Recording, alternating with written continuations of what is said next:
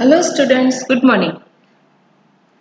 In last video we learned about chapter 1 till page number 7 to 9. So today we are going to start with page number 10. Okay, page number 10 computer generation.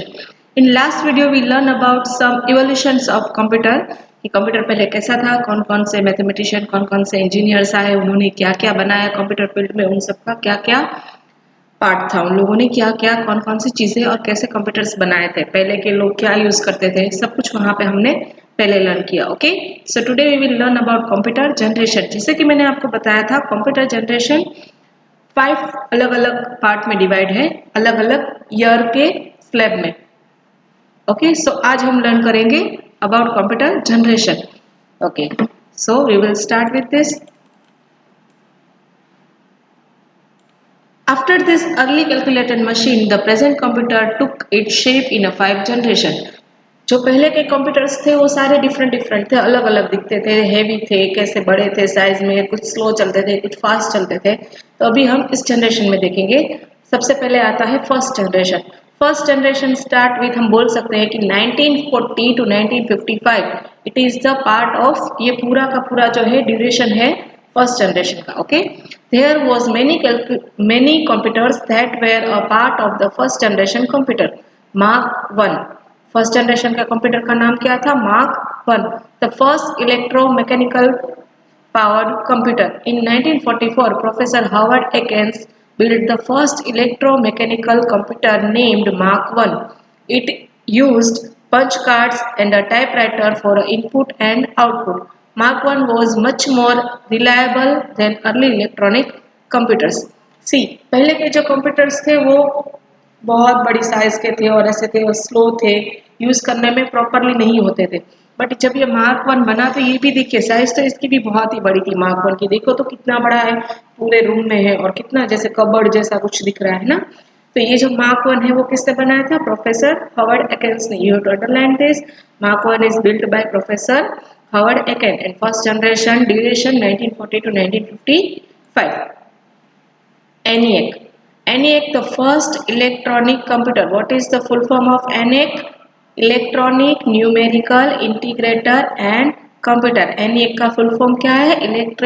Electronic Numerical Integrator and Computer. Was the first electronic general purpose digital computer built in 1946 by John Mauchly and CRISPR Eckert. देखो, दो engineers ने मिलकर ये वाला computer बनाया है. उसके नाम क्या थे? John Mauchly and Presper Eckert, and built in 1946. Okay, और उसका फुल फॉर्म भी आप अंडरलाइन कर लीजिए. फुल फॉर्म यहाँ से लेके यहाँ तक आप पूरा अंडरलाइन कर लीजिए, फुल फॉर्म और उसके जो साइंटिस्ट जिन्होंने बनाया वहां तक. Okay, it contain over 18,000 vacuum tubes and was thousands times faster than Mark 1. ENIAC consumed almost 200 kilowatt of power. See, जो मार्क 1 था उससे थोड़ा स्पीडली क्या बना? ENIAC बना. ENIAC का फुल फॉर्म क्या था? Electronic numerical integrator and computer. और इसमें क्या यूज होता था? Vacuum tubes. सी, आपको याद रखना है कि फर्स्ट जनरेशन के कंप्यूटर में क्या यूज होता था? Vacuum tubes. ओके, आपको ये सारा याद रखना है कि फर्स्ट जनरेशन में कंप्यूटर में कौन सा प्रोसेस क्या यूज होता था? Vacuum tubes. See, it is the ENIAC. ये ENIAC का पिक्चर है. ओके, और ये मार्क 1 से ज्यादा फास्टर था. कितना फास्टर था? 1000 टाइम्स. यूनिवेक और यूनिवर्सल ऑटोमेटिक कंप्यूटर, ये फुल फॉर्म है उसका, underline. Universal automatic computer was another successful invention of John Mauchly and CRISPR Eckert in 1951. ये जो दोनों साइंटिस्ट थे उन्होंने वापस दूसरा कंप्यूटर बनाया, उसका नाम उन्होंने क्या रखा? UNIVAC. Okay, and full form of UNIVAC is universal automatic computer in 1951 which could handle both numeric and textual information. इसमें दोनों काम होते थे. न्यूमेरिक वर्क भी हो सकता था, मीन्स आप नंबर से रिलेटेड भी कर सकते थे, टेक्स्ट भी टाइप कर सकते थे. See, this is the that computer. Okay, अब देखिए इसमें क्या क्या इसके फीचर्स थे फर्स्ट जनरेशन कंप्यूटर में. UNIVAC had 5200 vacuum tubes. ENIAC में कितने थे? 18,000 वैक्यूम ट्यूब्स थे. और यूनिवेक में कितने हैं? 5200 vacuum tubes. Features of the first generation computer: huge in size, very expensive, made up of vacuum tubes. देखो, ये आपको याद रखना है कि फर्स्ट जनरेशन के कंप्यूटर के फीचर्स क्या थे?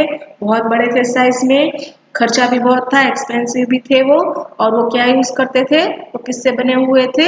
वैक्यूम ट्यूब से. It is the vacuum tubes. Okay, now second generation computer.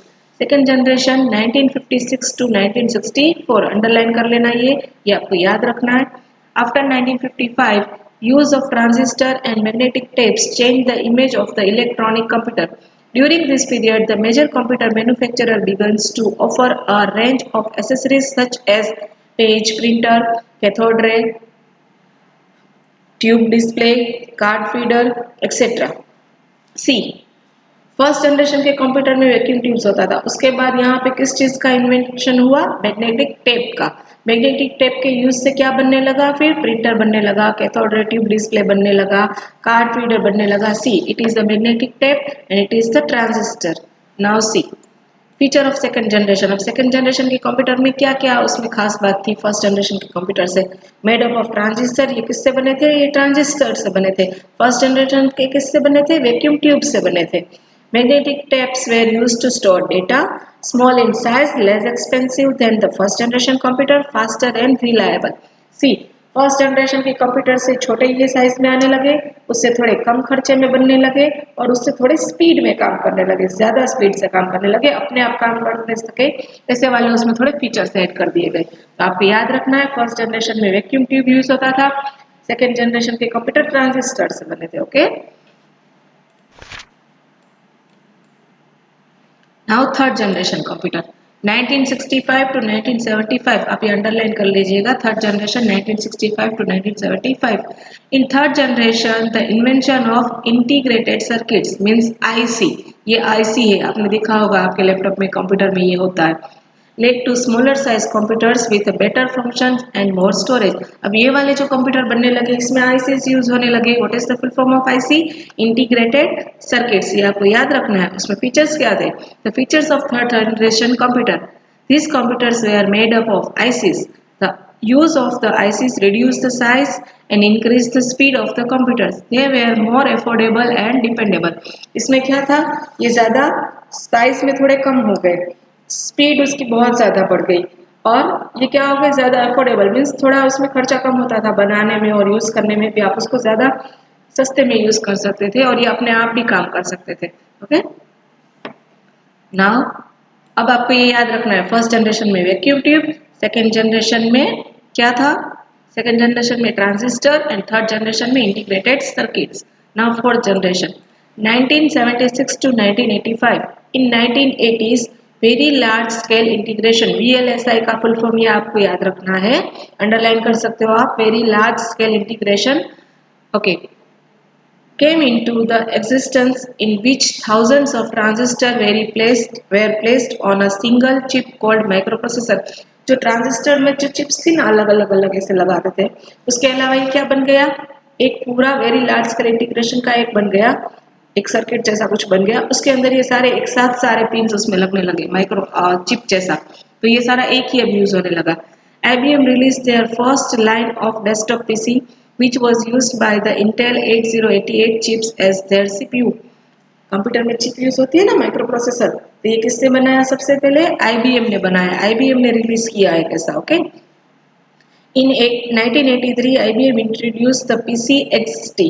सबसे पहले किसने बनाया? IBM ने PC बनाया। ओके, देखो ऐसा लगता था पहले PC, which had more memory and more hard drive space। In 1985 Microsoft released the first version of Microsoft Windows। Microsoft Windows का फर्स्ट वर्जन किसने बनाया? माइक्रोसॉफ्ट कंपनी ने। ओके, ये जो हम यूज करते हैं ना Microsoft Office, Excel, PowerPoint, ये सब उसी का पार्ट है, और हमारे कंप्यूटर में जो OS होती है माइक्रोसॉफ्ट ऑपरेटिंग सिस्टम विंडोज, वो इसी कंपनी की होती है।